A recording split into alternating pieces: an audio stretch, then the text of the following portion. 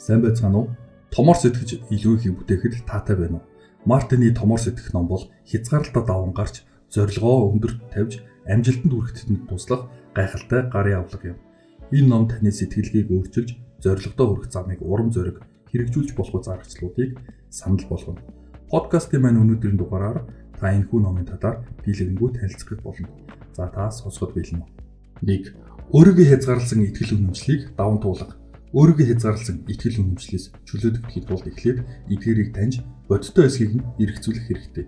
Ихэнхдээ би чадахгүй, энэ хитрхи хэцүү их бодлууд нь зүгээр л айдас, өөртөө итгэлгүй байдлаас үүдэлтэй байдаг. Эдгээр бодлуудыг танихдаа энэ үнэхээр боломжгүй зүйл үү эсвэл өөрийгөө хязгаарлаж байна уу гэдгийг асууснаар эхэлж болно. Үүний дараа хязгаарлалтыг даван туулахын тулд жижиг алхмуудаас эхлэх нь үр дүнтэй. Том зорилго тавих сайханч түүнийг биелүүлэх замаа жижиг алхмуудад хуваах нь илүү хэрэгтэй байдаг. Жишээлбэл олон нийтэд үг хэлэхээс айдаг бол шууд том эндэр дээр гарах гэж хичээхээс илүү ойр дотны хүмүүстэйгээ тов шилтгэл хэлж турших нь аюул багтай. Итгэл нэмэгдүүлэх арга зам болно. Энэ үйл явц таны эргэн тойрондох хүмүүс чухал үр гүйцэтгэдэг. Таныг дэмждэг, урам өгдөг хүмүүсийн хүрээлэлтэй байх нь таныг өсөлтөнд түлхэх болно. Харин эсвэргээрээ таныг сөрөг бодол руу хөдөлдөг хүмүүс таны урам зоригийг бууруулж хязгаарлалттай итгэл үнэмшлээс ангижрахад саад болно. Эцэст нь өөрийгөө хязгаарласан бодлуудаас чөлөөлөгдсөн үед илүү том зорилго тавьж илүү ихийг бүтээх боломжтой болдог. Амжилттай нь өөртөө итгэх итгэлээс эхэлдэг бөгөөд өөрийгөө хязгаарлахаа болох нь энэ үйл явцын хамгийн чухал хэсэг юм. 2. Том зоригтой зорилго тавих. Томоор сэтгэж илүү ихийг хийж бүтээхийн тулд зорилгоо илүү зоригтой томоохон хэмжээнд тавих хэрэгтэй. Бид ихэвчлэн өөрсдийнхөө чадварыг дутуу үнэлж хүч болохгүй аюулгүй зорилгыг сонгох хандлагатай байдаг. Гэхдээ энэ нь өөрийгөө сорих хөгжих боломжийг хааж тухтай бүсээсээ гарах боломжийг хязгаарладаг. Том зоригтой зорилго тавина гэдэг нь зөвхөн мөрөөдөл биш, харин таныг урд өмнө хийж байгаагүй зүйлийг хийхэд түлхэх зөвхөх зорилгоодыг тодорхойлохыг хэлнэ. Ийм зорилго таныг чадваруудаа хөгжүүлэх, шинэ зүйл сурах, бэрхшээлтэй тулгархад шаардлагатай хүчийг олж авахд хүргэнэ. Жишээлбэл та бизнес эрхлэхийг хүсэж байгаа бол зөвхөн нэмэлт орлоготой жижиг зүйл эхлүүлэх бус, харин таны амьдралыг хэв маягийг өөрчлөхөд нөлөөлөх бизнесийн төлөвлөгөө гаргахыг зориорой. Гэхдээ том зорилго тавих нь айдас дагуулж болох ч энэ айдсыг даван гарах нь таны өөрийгөө хөгжүүлэх гол түлхүүр юм. Таны зорилго хангалттай том хүчтэй байвал таныг өдөр бүр илүү хичээж улам их бүтээхэд түлхэх хүч болно. Хамгийн чухал нь том зорилго тавихдаа тодорхой хэмжигт хүч хүрэх хугацаатай байх нь чухал. Тухайлбал надад илүү сайн болно гэж хэлхийн оронд надад нэг жилийн дотор өөрийгөө ном бичих зорилго тавьж байна гэж тодорхойлороо. Нэгснээр та зорилгоо зөв удирдах, алхам бүртээ урам зориг авах болно. Ийм зоригтой зорилго тавьсан үед таны амьдрал илүү сонирхолтой, утга учиртай болох бөгөөд таны доторх чадвар илүү ихээр илэрх болно. Зоригтой байх нь өөрийгөө хязгаарлах бодлуудаас чөлөөлж илүү ихийг бүтээх замыг нээж өгнө. Амжилтыг төсөөлөх. Өөрийн зорилгодоо хүрч буг төсөөлөх нь таны сэтгэлгээ, итгэл үнэмшлийг өөрчлөх хүчтэй хэрэгсэл юм. Хүмүүс ихэвчлэн би чадахгүй эсвэл энэ хитрхи хол байна гэсэн сөрөг бодлуудад автдаг. Гэтэл амжилтынхаа түр зургийг төсөөлөх нь таныг илүү эергээр бодож зорилготой ойртуулахад тусалдаг. Амжилтыг төсөөлөхөд тодорхой байх нь чухал. Жишээлбэл та бизнес эхлүүлэх зорилготой бол зөвхөн амжилттай бизнес эрхлэнэ гэж бодох биш, харин хэдэн жилийн дараа миний бизнес ямар харагдах вэ? Ямар үйлчлэгчтэй байх вэ? Би өөрийгөө ямар орчинд ажиллаж байгаагаар төсөөлж байна уу гэж илүү дэлгэрэнгээр бод. Энэ төсөөлөл таныг илүү урам зоригтой болгож бодит алхмууд хийхэд түлхэж өгнө. Судалгаагаар төсөөлөл нь тархинд бодит туршлага шиг нөлөөлдөг болох нь батлагдсан. Өөрийгөө зорилгодоо хүрсэн байдлаар төсөөлөх нь таныг тэр зорилгын төлөө ажиллаж эрч хүчийг итгэлийг нэмэгдүүлдэг. Жишээ нь тамирчид тэмцээндээ бэлтгэхдээ хожиж буугаар төсөөлөх нь тэдний гүйцэтгэлд эргээр нөлөөлдөг. Амжилтыг төсөөлөхдөө зөвхөн эцсийн зорилгоо харах биш, түүнийг биелүүлэх алхмуудаа ч төсөөлөөрэй. Ингэснээр таны сэтгэлгээ илүү бодиттой болж хийх ёстой зүйлээ тодорхой ойлгох боломжтой болно. Мөн энэ нь таныг замынхаа саад бэрхшээлийг даван туулах эрч хүчтэй байлгаж өөртөө итгэх итгэлийг нэмэгдүүлдэг. Амжилтыг төсөөлөх нь таны бодол үйлдэлийг нэг чиглэлд хөтөлж таныг зорилготой ойртуулах чухал хэрэгсэл юм. Энэ дадлыг тогтмол хийснээр та өөрийн мөрөөдлөг бодит амьдралд хэрэгжүүлэх замдаа итгэлтгөөс алхах болно. Бүтлгүүдлийг даван гарах төсвөр хатуужил хөгжүүлэх. Амжилтанд хүрэх зам бүтлгүүдэл зайлшгүй тохиолддог. Гэхдээ бүтлгүүдлийг эцсийн цэг гэж харах бус харин суралцах боломж гэж үзэх нь чухал. Бидний амьдралд гардаг ихэнх алдаанууд амжилтанд хүрэхин тулд шаардлагатай сургамжуудыг өгдөг бөгөөд энэ сургамжийг хэрхэн ашиглахаас хамаарч таны өсөлт тодорхойлогдно. Бүтлгүүтэл бол хөгжлийн байгалийн хэсэг юм.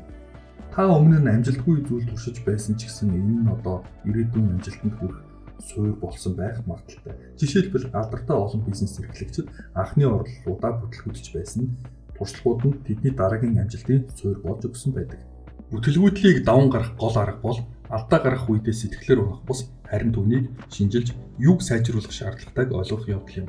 Жишээлбэл та том төсөлд оролцож бүтлгүүдсэн бол юу буруу болсон бэ?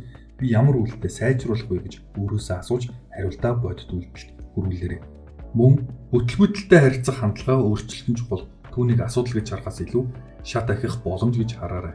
Энэ хандлага танд илүү уян хатан болгож амжилт руу чиглэсэн замд улам гүнзгий хүчтэй алхахад тусалдаг. Эцэст нь бүтлгүүдэл бол амжилтанд хүрэх үйл явцын зайлшгүй хэсэг гэдгийг хүлээн зөвшөөрөх хэрэгтэй. Бүтлгүүдлийг даван гарах төсвөр хатуучилтай болсон хүн л амжилтанд хүрдэг. Энэ нь таныг зам тохиох, аливаа саад бэрхшээлд унах бус харин улам хүчтэй босч өөрийгөө хөгжүүлж зорилгодоо тууштай байх боломжийг өгдөг. Тиймээс бүтлгүүдлийг эргээр хүлээн авч ирээдүйн амжилттай хүрэх шат болгон ашиглаарай. 5. Өсөлтийн сэтгэлгээг төлөвшүүлэх. Амжилтанд хүрэхэд аливаа бэрхшээл, саад утгыг хүлээн авдаг танд маш их нөлөөлдөг. Өсөлтийн сэтгэлгээ гэдэг нь аливаа сорилт, алдаа, боломжийг өөрийгөө хөгжүүлэх арга зам гэж харахыг хэлнэ. Энэ сэтгэлгээг төлөвшүүлснээр та бүтлгүүдлээс айх биш, харин түүнээс суралцаж илүү их хийнэ гэдэгтээ итгэлтэй болдог. Бэрхшээлтэй тулгарх үед би яагаад ийм байдалд оров гэж өөрийгөө зэмлэхээс илүү би энэ нөхцөл байдлаас юу суралцж болох вэ гэж асуух нь өсөлтийн сэтгэлгээг бий болгодог. Жишээлбэл та ямар нэг зорилгодоо хүрч чадаагүй бол түүнийг алдаа гэж үзэхийн оронд туршилтын нэг хэсэг хэмээн хүлээн авч цаашид өөрийгөө хэрхэн сайжруулахыг төлөвлөх нь үр дүнтэй. Өсөлтийн сэтгэлгээтэй байх нь зөвхөн алдаанаас суралцах төдий биш, бас өөрийгөө байнга сорж, шинэ зүйлд суралцаж, ур чадвараа хөгжүүлэхэд түлхэж болдог. Жишээлбэл шинэ ур чадвар сурах, эсвэл өмнө нь амжилтгүй байсан зүйлээ дахин турших зоригтой байх нь энэ сэтгэлгээний илэрхийлэл юм. Өсөлтийн сэтгэлгээг төлөвшүүлэхэд өөртөө байнга эерэг зоригжуулсан үг хэлэх дадал чухал. Би үүнийг хийж чадахгүй гэхийн оронд би одоогоор сураагүй байгаа, хичээвэл чадна гэж бодох хэрэгтэй. Энэ энгийн хандлага таныг урд өмнө боломжгүй мэт санагдсан зүйлийг хүртэл хийж чадах итгэлийг бий болгодог. Эцэст нь өөрийн сэтгэлгээгээ төлөвшүүлэх нь таныг амжилтанд хүрэх замдаа бэрхшээлүүдийг эргээр хүлээн авч суралцах боломж болгон харахад тусалдаг. Энэ нь зөвхөн зорилготой хүрэх зам төдийгүй амьдралын бүхий л талбарт таныг илүү хүчрхэг, итгэлтэй, тууштай болгоно. Бэрхшээл бол зүгээр л өсөлтийн эхлэл гэдгийг ойлгож өөрийн боломжийг хязгаарлалгүйгээр урагшлаарай. 6. Алхам урагшлах, томоор сэтгэх, өндөр зорилго тавих нь гайхалтайж энэ нь заримдаа айдас төрүүлж хаанаас эхлэхийг мэдэхгүй мэд санагдуулах болно. Тиймээс зорилгодоо хүрэхийн тулд үүнийг жижиг биелүүлэх боломжтой алхмуудад хуваах нь хамгийн үр дүнтэй арга юм. Жижиг алхмууд таныг зорилгодоо ойртуулаад зогсохгүй өдөр тутамдаа хийж болох бодит үйлдэлүүдийг тодорхой болгож өгдөг. Том зорилгод хүрэх замд заримдаа бүхэл бүтэн төлөвлөгөө зохиохыг хичээж төгс төгөлтөр байхыг хайж байгаад үйлдэл хийхээсээ хандлага гарч болно. Гэвч амжилт нь жижиг алхмуудаар эхэлдэг. Жишээлбэл та ном бичихийг хүсэж байгаа бол бүхэл бүтэн номын бүтэц агуулгын эхнээс нь төгс төлөвлөх гэж санаа зовхын оронд өдөр бүр 500 үг бичихээр зорь. Энэ нь богино хугацаанд их зүйлийг бүтээхэд хүргэдэг. Алхмаар ахих нь таныг үргэлжлүүлэн хөдөлмөрлөх эрч хүчийг хадгалахад тусалдаг. Учир нь жижиг хoj зорилтуудыг биелүүлэх бүрд таны урам зориг нэмэгдэж өөрт итгэх итгэл чинь батчиж байдаг. Тухайлбал 10 км гүйх зорилготой бол эхлээд өдөр бүр 1 км гүйхээр эхэлж болно. Энэ нь бие махбодод болон сэтгэл зүйн хувьд хэд ачаалал өгөхгүй хадлаа зорилготой хүрэх замыг чигдэлдэг. Мөн алхмаар урагшлах нь таныг замдаа саад бэрхшээлтэй тулгарсан үед ч урам зоригтой байхад тусалдаг. Хэрв зорилгот нь хэтэрхий том, хэд хол мэт санагдвал жижиг хэсгүүдэд хувааж ойрын хугацаанд хийх боломжтой ажлуудыг тодорхойлох үүрэгтэй. Эцэст нь том зорилгод хүрэх нь хамгийн үр дүнтэй арга бол эхний алхмаа хийх юм. Хэдий жижигхэн мэт санагдсан ч энэ алхам таныг зорилгодоо нэг алхам ойртуулна. Үйлдэл хийх бүртээ та илүү их зүйлийг авч чадах итгэлийг олж авна. Амжилт бол том шийдвэрүүдийн цуглуулга бус, харин тасралтгүй үргэлжлэх жижиг алхмуудын үр дүн гэдгийг санаарай. 7. Эерэг нөлөөтэй хүмүүстэй хүрээлүүлэх. Амжилтанд хүрэхэд таны тойрон хүрээлж буй хүмүүсийн нөлөө асар их. Таны эргэн тойронд хүмүүсийн хандлага, итгэл үнэмшил амжилтанд шууд нөлөөлдөг. Эерэг нөлөөтэй урам өгдөг хүмүүстэй цагийг өнгөрүүлэх нь таныг зоригтой тууштай байж илүү том амжилтууд тэмүүлэхэд тусалдаг бол эсвэргээрээ сөрөг хандлагатай таны итгэлийг мохох хүмүүсийн орчинд байх нь таны өсөлтөнд саад болдог. Эерэг нөлөөтэй хүмүүс гэдэг нь таны амжилтыг хүлээн зөвшөөрч, урамшуулж, шаардлагатай үед зөвлөгөө өгч, танд туслахад бэлэн байдаг хүмүүс юм. Тэд таны амжилтанд баярлаж, алдаанаас ч суралцахад дэмжлэг үзүүлдэг. Жишээлбэл хэрэв та бизнес эрхэлдэг бол эхлүүлэхээр төлөвлөж байгаа бол өөрсдөө эхлээд бизнес эрхэлдэг. Эсвэл энэ салбарт туршлагатай хүмүүстэй ойр байснаар илүү бодиттой зөвлөгөө дэмжлэг авах боломжтой. Нөгөө төгөр сөрөг нөлөөтэй хүмүүс таны амжилтыг үгүйсгэж, таныг зорилготой хүрэхэд эргэлзэхэд хүргэдэг. Тэд ихэвчлэн өөрсдөө амжилтанд хүрэхийн тулд тууштай байдаггүй бөгөөд мөн таныг тэдэнтэй адил байлгахыг хүсдэг. Иймээс тэдний нөлөөнд автахгүй байх нь чухал. Өөрийгөө эерэг нөлөөтэй хүмүүстэй хүрээлүүлэх нь зөвхөн урам зориг өгөхөдийгүй өөрийгөө хөгжүүлэх боломжийг ч нэмэгдүүлдэг. Эдгээр хүмүүс таныг илүү том зорилго тавихад дэмжиж, таны амжилтын төлөө хичээх эрч хүчигтэнд нэмэгдүүлнэ. Тиймээс эргэн тойрондоо байгаа хэн нэгний талаар бодож үзээрэй. Та хэний зөвлөгөө дэмждгээс илүү урам авч хэн таныг доош нь татж байна. Амжилтанд хүрэхийн тулд өөрийн хүрээлэлээ эерэг, өөдрөг сэтгэлтэй, танд туслах хүсэлтэй хүмүүсээ бүрдүүлэх нь хамгийн чухал. Амжилттай хүрээлэл зөвхөн таныг зорилгодоо хүрэхэд бус илүү утга учиртай амьдрал бүтээхэд тусална. 9. Тооцоолсон эрсдлийг хүлээн авах. Том зорилгодоо хүрэхийн тулд амьдралд заримдаа эрсдэл гаргах шаардлагатай болдог. Гэхдээ энэ сохроор үйлдэл хийн гэсэн үг биш. Харин боломжуудыг бодиттой үнэлж, тооцоолсон эрсдлийг хүлээн авах явдал юм. Амжилттай хүмүүс ихэвчлэн амьдралдаа шинэ боломжуудыг ашиглахын тулд зохих хэмжээнд эрсдэл гаргаж түүнийг даван туулж чаддаг. Мөн эрсдэлтэй нөхцөл байдалд орвол эхлээд тухайн нөхцөл байдлыг эерэг ба сөрөг талуудыг наривчлан үнэлэх хэрэгтэй. Энэ эрсдэл миний зорилгод хэр чухал байна вэ гэж асууж үр дагавруудыг бодолцоо. Жишээлбэл ажил мэргэжлээ өөрчлөхийг хүсэж байгаа бол энэ шийдвэр танд ямар боломжуудыг авчрах, мөн ямар бэрхшээлүүдийг дагуулахыг нэгтгэх хэрэгтэй.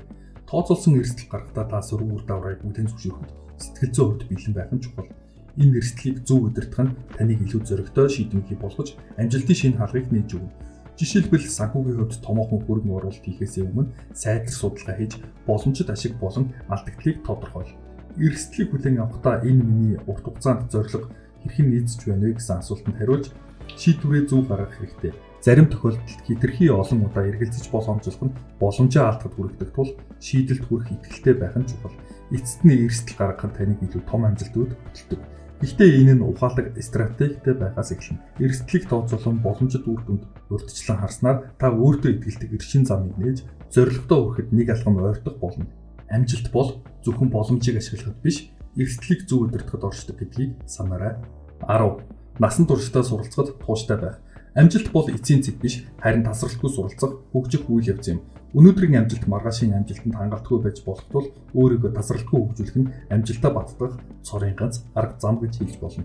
Насан туршдаа суралцах хандлага нь таныг өөрийн салбартаа шилдэг байх, шин сорилтуудыг амжилттай даван туулах, илүү ихийг бүтээх боломжийг олгодог. Насан туршдаа суралцах нь зөвхөн мэрэгжлийн мэдлэгээ өргөжүүлэхээс гадна хувь хүний хөгжилд чухал нөлөөтэй. Жишээлбэл шинэ ур чадвар эзэмших, олон төрлийн ном унших, өөрийн амьдралд хэрэгтэй сургалтуудад хамрагдах гэх мэт энгийн алхмуудаас эхэлж болно. Энэ дадал таныг илүү уян хатан болгож, аливаа нөхцөл байдалд зохих чадваруудыг нэмэгдүүлдэг. Суралцах хандлага нь таныг илүү сониулж, эрэл хайгуултай болгоно.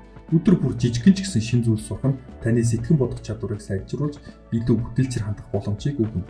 Жишээлбэл технологийн салбарт ажилладаг бол шинэ програм хангамж судлах, эсвэл хувь хүний хөгжилд анхаардаг бол өөрийгөө удирдах талаар шинэ аргачлалуудыг турших нь үр дүнтэй. Мөн суралцах хандлагатай байх нь зөвхөн мэдлэг төвлөрөхөөс гадна алдаануудаас суралцахыг ч бас багтаана. Өөрийн өмнө хийсэн алдаануудыг эргэцүүлэн бодож, юуг сайжруулж болохыг тодорхойлж, дараагийн алхамд тусах нь урт хугацааны хөгжлийн гол түлхүүр юм. Эцэст нь насан туршдаа суралцах нь зөвхөн таныг мэрэгжлийн амжилтанд хүргэж зогсохгүй, таны дотоод ертөнцийг баяжуулж илүү утга учиртай, аз жаргалтай амьдралыг бүтээнэ. Амжилт бол тасралтгүй суралцах үйл явц гэдгийг санаж өдөр бүр суралцахыг зорь. Суралцах нь таныг үргэлж шинэ өндөрлөгт хөтөлж мөрөөдлөө биелүүлэхэд туслах хамгийн найдвартай хамтрагч байх болно. За ингээд өнөөдрийн маань подкастны сэдэв болох томор сэтгэх номноос танд хамгийн чухал сургамж, хэрэгжүүлж болох санаануудыг хүргэлээ. Энэ ном таны хязгаарлалтыг даван гарч илүү том, зоригтой алт зорилгоодыг биелүүлэхэд тань туслах гайхалтай хөтөч болж чадна. Бодлоо тэлж амьдралаа бодиттой өөрчлөхийн тулд өнөөдрөөс эхлэн алхмуудаа төлөвлөж тууштай урагшлаарай. Дараагийн дугаар та бүхэнтэйгээ илүү сонирхолтой сэдвээр уулзна гэж найдаж байна. За ингээд бүгдээ том байцгаая. Өдрийг бүгдээ сайхан өнгөрүүлээрэй.